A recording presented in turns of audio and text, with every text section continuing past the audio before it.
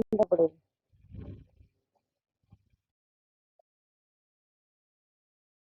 ठीक है, हम चालू करते हैं। तब तक टाइम भी। ओम अज्ञानतिमिरान्धस्य ज्ञानाञ्जनशलाकया चक्षुरुन्मिलितं येन तस्मै श्रीगुरवे नमः। श्रीचैतन्यमनोभीष्टं स्थापितं येन भूतले स्वयं रूप कदा मह्यं ददाति स्वपदान्तिकं। नमो विष्णुपादाय कृष्णपृष्ठाय भूतले श्रीमते भक्तिदान स्वामिनिति नामिने। नमस्ते सारस्वते देवे गौरवाणी प्रचारिणे निर्विशेष शून्यवादी पाश्चात्य देशकारिणे। हरे कृष्ण महामंत्र कृष्ण प्रपाद की जय। तो आज मैंने आपको स्टार्ट किया बियॉन्ड बर्थ एंड डेथ। तो चैप्टर नंबर 1 से स्टार्ट करेंगे।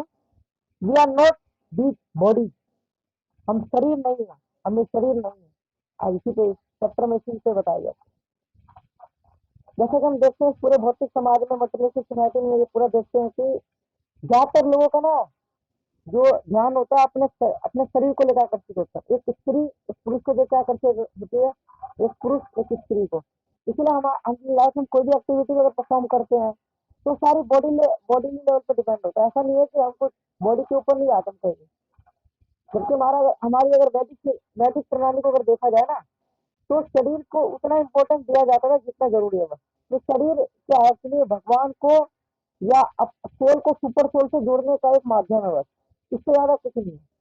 क्योंकि सोल, ये शरीर है क्या है, इसका मैटर, और मैटर है, डेड मैटर एक्चुअली है। लेकिन इसके अंदर सोल जाता है तो ये लिविंग एंटिटी हो जाती है। इसीलिए 5 तत्वों का शरीर बना हुआ है, ग्रॉस बॉडी है। जैसे आप जानते हैं, अर्थ, वाटर, फायर, एयर, ये 5 महाभूत बोलते हैं, पंच महाभूत बोलते हैं इनका। तो अगर इस शरीर के अंदर सोल ना हो ना, तो ये शरीर डेड है, दूसरे किसी काम का नहीं है। जैसे मान लीजिए अगर गाड़ी है, वो गाड़ी को चलाने वाला ड्राइवर ही अगर नहीं है, तो वो गाड़ी किसी काम की नहीं है ना। जब तक ड्राइवर है तो गाड़ी चल रही है, परफॉर्म हो रही है। या गाड़ी में जब तक पेट्रोल है तब तक उस गाड़ी की वैल्यू है। तो फ्यूल की तरह काम कर रहे हैं गाड़ी गाड़ी के लिए। इसी तरह से हमारे जो बॉडी, ये शरीर है, इसके लिए भी जो जीवात्मा है, ये जीव है, जो सोल है, वो ही इम्पोर्टेंट है। अगर उसमें से अगर हम आत्मा को अगर निकाल दे तो शरीर का असली कोई वैल्यू नहीं है। लेकिन हमारे जो दर्शनाचार्य हैं, उन्होंने शरीर को भी इतना वैल्यू दिया, लेकिन उनको बस ये कहा है कि इसका सोर्स, ये एक ये संसाधन है, ताकि हम इसका प्रयोग करके बैक टू फॉरवर्ड जा सके, इसलिए है ये, है ना। तो ये जो हमने देखा कि आज के समय में जितने लोग हैं ना, ज्यादातर केस में हम देखते हैं कि लोग ना कहते हैं नहीं हम शरीर है। लेकिन कृष्ण प्रसाद अपने हर लेक्चर में बोलते थे we are not body we are soul. तो ये एक्चुअली लोग समझ नहीं पाते कि हम शरीर नहीं, हम आत्मा है। क्यों ऐसा इसलिए होता है क्योंकि आज के समय में जितने लोग हैं ना, अपने आप को ना शरीर से ही देखते हैं कि मैं, ये मेरा शरीर है, ये उसका शरीर है, इस तरीके से देखा जाता है। कोई शरीर के ऊपर का कोई लेवल अचीव नहीं करता आगे, या न प्रयास करते जाने का। ऐसा इसलिए है कि आज के समय में हमारा लाइफ स्टाइल इस टाइप का हो गया बिल्कुल, कि हमारा जो लाइफ है बिल्कुल शरीर के भौतिक सुखों को लेके अराउंड है बस। जैसे हम अपने आप को संतुष्ट करना चाहते हैं, सेटिस्फाइड करना चाहते हैं, इंद्र तृप्ति करते हैं, सेंस ग्रेटिफिकेशन करते हैं, वो अलग अलग तरीकों से करते हैं। ये शरीर का प्रयोग करके करते हैं। शरीर जैसे मान लो इंद्रिया 5 सेंसेस है, तो आंखों का प्रयोग करते हैं, कुछ देख ले, मनोहर मनोहर देख ले, कुछ बढ़िया, ठीक है। कानों का है कि कुछ अच्छा गाना सुन ले, भौतिक गाने सुन ले, इसलिए प्रयोग करते हैं। टंग का है, टंग कहता है कि मेरे को कुछ अच्छा खिला दो, चटक मटक खाएगा टंग, बिल्कुल। हो सकता है कि वो खाने के बाद हमारी कॉन्शियसनेस खराब हो जाए, लेकिन फिर भी इसको चाहिए, ठीक है। तो इसी तरीके से हमारे जो बॉडी है, तो हमारा जो सेंसेस है, ये हमसे डिमांड करती रहती है चीजों की। ऐसा इसलिए है क्योंकि ये जो हमारा जो जीव आत्मा है, ये अंदर जो सोल है, इसको भी एक आदत हो चुकी है। इतने सारे जन्म लेते लेते शरीर को इस जीवात्मा को भी एक आदत हो चुकी है कि किस तरीके से मेरे को अपने अपने आप को तृप्ति करनी है। तो एक्चुअली ये तृप्ति जो होता है ना, सोल का फंक्शन नहीं होता है। हमारा जो सटल बॉडी होता है, माइंड, इंटेलिजेंस और ईगो, मन बुद्धि अहंकार, जो ये है, ये यही के सेटिस्फेक्शन के लिए होता है। सोल का तो एक्चुअली जो रियल है क्या है, वो सच, चित, आनंद। ओके, सत मीन्स इटरनल, चित means full knowledge, and Anand means bliss, means eternal knowledge and bliss. Actually जो सोल है हमारा, जो सबसे सोल है, स्पिरिचुअल जो स्पार्क है, उसका सबसे इंपॉर्टेंट चीज क्या है कि ए, हमारा एक्चुअली जो नेचर है प्ले, प्लीजर करना। फिर हम देखते हैं कि हमारे जो मटेरियलिस्टिक में देखते हैं कि इस जगत में आने के बाद जो जीव आत्मा होती है अपने आप को खुश करने का प्रयास करते रहती है, मेरे को कैसे, मैं कैसे प्लेजर मेरे को मिल रहा है। लेकिन क्या उसको यहाँ प्लेजर मिल पाता है? प्लेजर क्यों नहीं मिलता? क्योंकि ये जगत हमारे लिए है ही नहीं।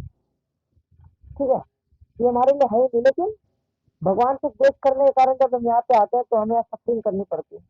लेकिन एक इंटेलिजेंट आदमी वही है जो ये क्वेश्चन करता है, why am I suffering in this material world? मैं भौतिक संसार में क्यों सफरिंग कर रहा हूँ? मैं बर्थ डेथ ओल्ड एज इस सब के चक्रों में क्यों पड़ा हूँ यहाँ पे? ठीक है, इस चक्रों में हम पड़ा क्यों हैं?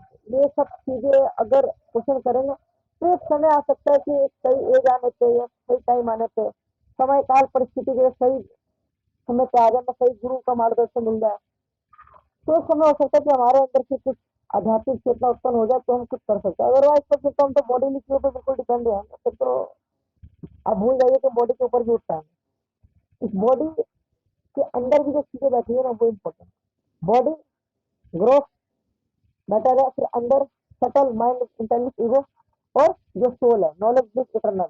लेकिन एक्चुअली भगवान के धाम में जाने के लिए हमें इन दोनों से ऊपर उठना होगा, शरीर से और मन के स्तर से। लेकिन पहले हम शरीर के स्तर से तो उठे, हम यही नहीं उठ पाते, हमसे इतना ज्यादा हम भोग नहीं लगे रहते हैं। हो सकता है कि हमें लग रहा है कि मैं कोई एक्टिविटी कर रहा हूँ, परफॉर्म कर रहा हूँ, मैं तो अच्छा काम कर रहा हूँ, मैं ये कर रहा हूँ, लेकिन भक्ति में अगर नहीं कर रहा हूँ व्यक्ति तो फिर अच्छा काम भी बेकार काम है। इसीलिए anyone who do devotional service, he is more greater than the any materialistic way who is very successful in his life, in his field. तो इसीलिए चीजें हैं, मैं प्रयास तो ये करना चाहिए कि हम कम से कम मिनिमम स्टडी निर्वाह के लिए जितना आवश्यक है उतना कार्य करें। इसके बाद सिर्फ ज्यादा समय भजन में लगा, भजन में, भगवान की सेवा में, वैष्णवों की सेवा करने में। अगर इन सब चीजों में हमारा अगर समय लगता है तो ये फिर बेस्ट है। तब हमारा जो ह्यूमन फॉर्म जो ऑफ जो लाइफ है ये कुछ सेटिस्फाइड और सक्सेसफुल हो पाएगा, अदरवाइज तो फिर ये वेस्ट हो गया। Then we will also just like animal, like जैसे ईटिंग स्लीपिंग मैटिंग डिफेंडिंग हम भी ये करते हुए फिर निपटा देंगे, जैसे एक जानवर भी अपना ये करते हुए निपटा देते थे ना, वैसे हम भी ये करते हुए निपटा लेंगे। तो वो दिन है दूर नहीं रहेगा। तो इसलिए हमें प्रयास नहीं करना चाहिए कि हम कम से कम इस शरीर के लिए कार्य करें बस, और जितना हो सके। इसका सबसे बेस्ट उदाहरण लेते हैं कि जैसे हमारे वैदिक काल में देखते थे, जो वैदिक प्रणाली का सिस्टम था, वर्णाश्रम सिस्टम हुआ करता था एक्चुअली।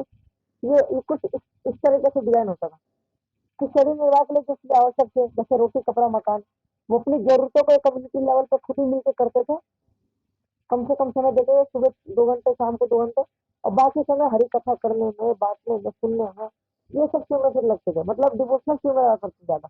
लेकिन अब टाउन हो गया, शहरी जीवन हो गया, शहरीकरण हो गया है, तो हम देखते हैं कि गाँव के यहाँ पे लोग आ चुके हैं, हर व्यक्ति अपने आप को ही यहाँ पे फिर इंटैंगल करके रखा हुआ है, इंटैंगल हो गया एक्चुअली। तभी यहाँ पे सफरिंग करते रहते हैं, अलग अलग योनि भटकते रहते हैं, 84 लाख योनि है, उनमें भटकते रहते हैं बार बार बार बार। इसलिए चैतन्य चरितमृत का श्लोक है, ब्रह्मांड ब्रह्म के कोई भाग्यवान जीव, गुरु कृष्ण कृपा पाए भक्ति लगा दी।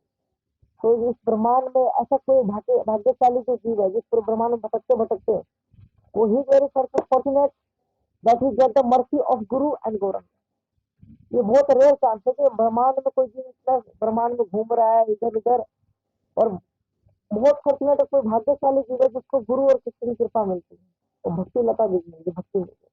तो ये भक्ति का जो जीवन में मिला ना, ये बहुत समय के बाद मिला है। हो सकता है हमें लग रहा है कि नहीं ये तो मेरे को मिल गया, बहुत जल्दी मिल गया, नहीं, ये हमारी मिस्टेक है, अनफॉर्चुनेट है हम लोग, कि ये चीज हमें बहुत बहुत रेयर समय के बाद मिला हुआ। Then we have to realise that, हमें ये ना अनुभव करना होगा, हमें इसके आत्म साक्षात्कार ये करना होगा। इसलिए तो हम एक प्रमाणिक गुरु के पास जाते हैं, प्रमाणिक संप्रदाय के पास जाते हैं, उनके सामने हाथ जोड़ के यात्रा करते हैं कि ये गुरु देव मैं कुछ नहीं हूँ, मैं बहुत, आप मेरे को ज्ञान दीजिए, मेरे को बताइए, मैं पढ़ा हुआ हूँ। इसलिए देखते हैं भौतिक संसार में अलग अलग तरह का ताप है ना, आध्यात्मिक, आदि दैविक, आदि भौतिक, ये सब भी ताप है। आध्यात्मिक जैसे कि मान लीजिए आपको देवी देवताओं से, ठीक है, नहीं नहीं, जैसे आदि भौतिक है, आदि भौतिक कलेश मान लो आपको मिल रहा है अपने ही परिवार के लोगों से, ठीक है। और आदि आध्यात्मिक जैसे आपको अदर लिविंग एंटिटी से मिल रहा है दुख कष्ट, और आदि दैविक जो आपको क्लाइमेट से मिल रहा है, हम देखते हैं ऐसे कोई बाढ़ आ गया, सूखा पड़ गया, ये सब चीजों से। तो ये सब चीजें ऐसी यहाँ पे कष्ट ही कष्ट है। यहाँ पे 8 तरह की चीजें होगी, जन्म मृत्यु जरा व्याधि और ये 3 7 हो गए टोटल। इसीलिए हमें सब चीज सोचने का प्रयास करते रहना चाहिए, नहीं तो फिर चीज बेकार है। कोई ये कह सकता है कि नहीं यहाँ भी हम अच्छे से रहेंगे, हायर प्लेनेट पे भी जाकर हम बढ़िया से रहेंगे, नहीं ऐसा नहीं है। कोई ये सोच सकता है कि ऐसा मैं कर सकता हूँ, लेकिन ये लेकिन ये ऐसा ये है कि हायर प्लेनेट पे भी ये चीज एग्जिस्ट कर रही है, जन्म मृत्यु जरा जाती वहां पे भी एग्जिस्ट कर रही है। तो फायदा क्या वहां पे? हाँ वहां पे ये हो सकता है कि हम ज्यादा वहां पे प्लेजर ले पाए, वहां पे ज्यादा अपने आप को सुख दे पाए, हैप्पीनेस प्लेजर ये सब दे पाए, लेकिन वहां भी एक कुछ है कि जन्म मृत्यु तो होगा, तो वहां पे मृत्यु तो आपकी होनी है, ये हो सकता है ज्यादा समय साल ज्यादा समय तक रहे। जैसे इस पृथ्वी का 6 महीना वहां पे एक दिन के बराबर है। तो कोई नहीं, हो सकता है 12,000 साल तक व्यक्ति जिंदा रहे, लेकिन ये फिर वही इस भौतिक ब्रह्मांड के चक्र में आएगा। तो बचने का एक तरीका है कि अपने आप को स्पिरिचुअल अबाउट से इंटरेक्ट करें। अगर भगवान से जोड़ेंगे, भगवान के भक्तों से जोड़ेंगे, भगवान के धाम से अगर अपने आप को हमने जोड़ दिया ना, तो ये चांसेस है कि ठीक है। नहीं तो अगर साइंटिस्ट इतनी सारी डिस्कवरी करते रहे, हम स्पेसशिप बना देंगे, मैं शटल बना देंगे, हम चले जाएंगे, ये कर देंगे, तो ऐसा पॉसिबल नहीं है। क्योंकि जो हमारी जो चेतना है ना बहुत होगी, हम इस ब्रह्मांड के अंदर ही सिर्फ रह सकते हैं और कुछ नहीं।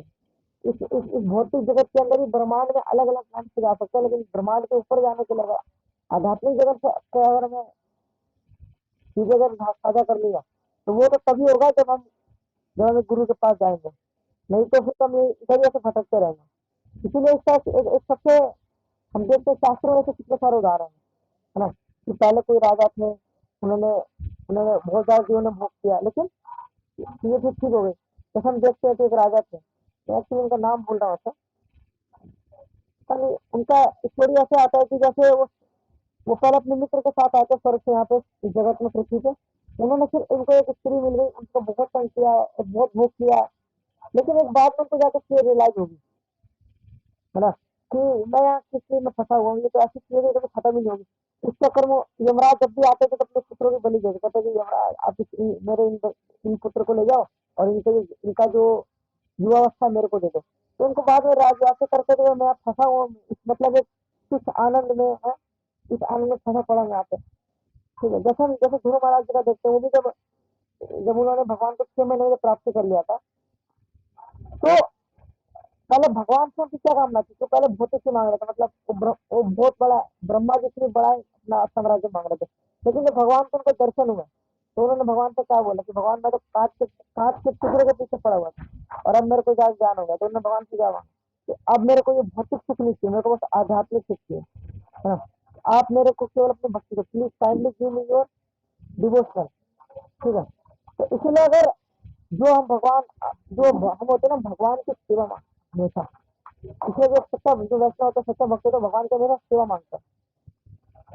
इतिहास में कितने सारे उदाहरण है।